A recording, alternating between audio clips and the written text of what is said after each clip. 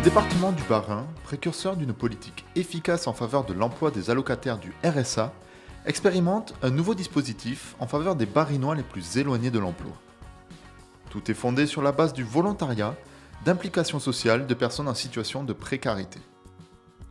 Cela doit favoriser et enrichir la notion d'employabilité en valorisant les compétences sociales, le travail en équipe, la confiance et l'estime de soi. Vous en trouverez ici un exemple réussi en partenariat avec l'association Hélène de Cœur.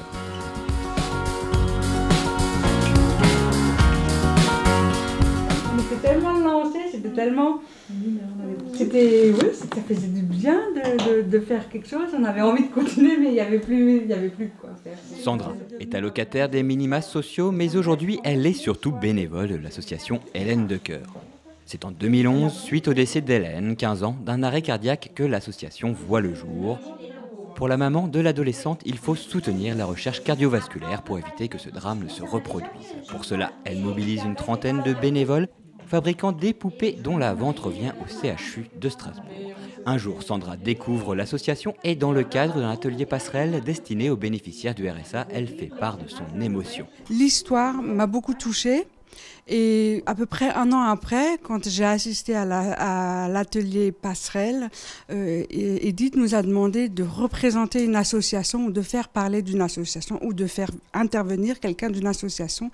Et c'était tout naturel que j'ai pensé à l'association Hélène de Cœur. C'est nous qui sommes allés chez elle, dans sa boutique. Après, c'est les circonstances qui ont fait que les autres personnes ont été touchées aussi. Aujourd'hui, elles sont 6 venant de cet atelier à faire le déplacement à Souls chaque lundi, rejoints par d'autres venant de tous horizons. Au démarrage, donc le début de ce travail, se faisait de manière totalement bénévole, sans aucune volonté de prouver quelque chose ou de se prêter à quelque chose ou de justifier quelque chose. Donc elles ont été complètement volontaires dans la démarche et ça c'est extrêmement touchant. L'essentiel c'est que d'apporter justement la volonté de faire quelque chose, d'être acteur de cette association et puis justement ça a créé donc un lien social. C'est devenu un moment très très convivial aussi.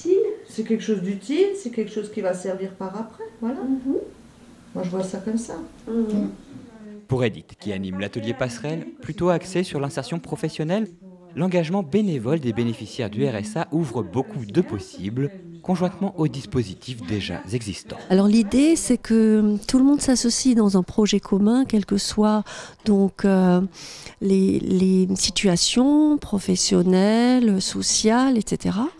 Donc qu'il y ait de la mixité dans le public, les publics qui se rencontrent et que les personnes étant allocataires du RSA se sentent aussi valorisées en tant que citoyennes à part entière, avec le sens de l'engagement, une volonté de participer à un projet qui serve à un plus grand nombre.